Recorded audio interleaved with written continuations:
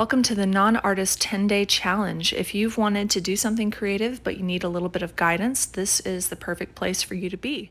So for the next 10 days, I'm going to be releasing short introductional videos, and sometimes it's a meditation, sometimes you'll research, and sometimes you'll create parts of your final piece of artwork. And at the end of 10 days, you will have a piece of art, and I will guide you every step of the way. Day one, we're starting off easy. All you really need to do is find 3 colors that inspire you. So you can do this one straight from your phone.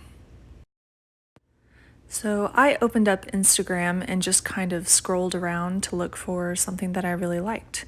And I loved this bright pink color, so I just started taking screenshots of colors that I really liked. So at this point, try not to think too much about what you're choosing. Try not to judge it against other colors and whether or not they'll fit together. Just find any and everything that inspires you, and then we'll sort through them later.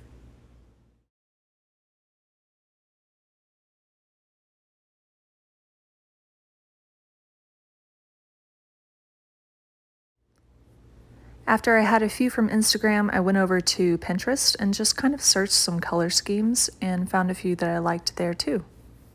I recommend that you don't try to collect too many, maybe try to stick to less than 10 photos so that you can search for a pattern. So like I found again and again that I was drawn to this pink and blue. Those are my favorites. Once I had a good amount of photos, I opened up my layout app and put them together to kind of see what were my favorites and piece them together. So these 3 turned out to be my favorites, and I found the ones that drew me the most were this kind of pink color, this peachy coral, and this really rich blue.